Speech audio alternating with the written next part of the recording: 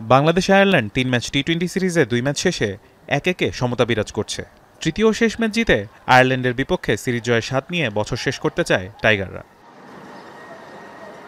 ২ ম্যাচের টেস্ট সিরিজে আয়ারল্যান্ডকে হোয়াইট ওয়াশের পর টি-২০ সিরিজ খেলতে নেমেই হোঁচট খায় বাংলাদেশ। ব্যাটারদের ব্যর্থতায় সিরিজের প্রথম ম্যাচে আয়ারল্যান্ডের কাছে ৩৯ রানে হেরে যায় টাইগাররা। তবে দ্বিতীয় ম্যাচেই ৪ উইকেটের জয়ে সিরিজে ১-১ সমতা ফেরায় লিটন দাসের দল।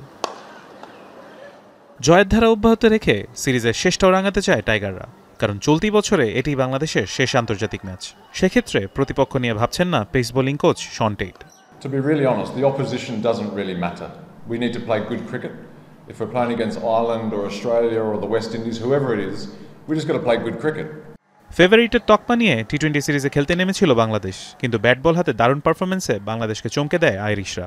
আয়ারল্যান্ডের থেকে এমন চ্যালেঞ্জ পেয়ে খুশি কোচ। দ্বিতীয় টি-২০ আত্মবিশ্বাস এখন বড় শক্তি। The best thing we can do is play well from the confidence from the last match that we won.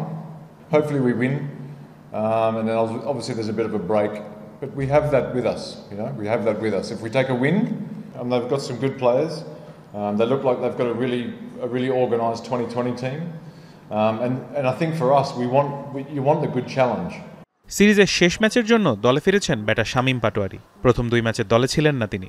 এখন পর্যন্ত ১০ বার টি-২০তে মুখোমুখি হয়েছে বাংলাদেশ ও আয়ারল্যান্ড। এর মধ্যে টাইগারদের জয় ৬ ম্যাচে ও হার ৩ ম্যাচে, একটি ম্যাচ হয়েছে পরিত্যক্ত।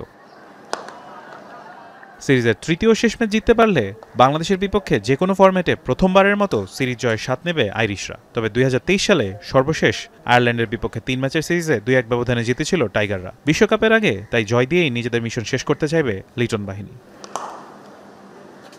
ফারহান ইহসান, এখন।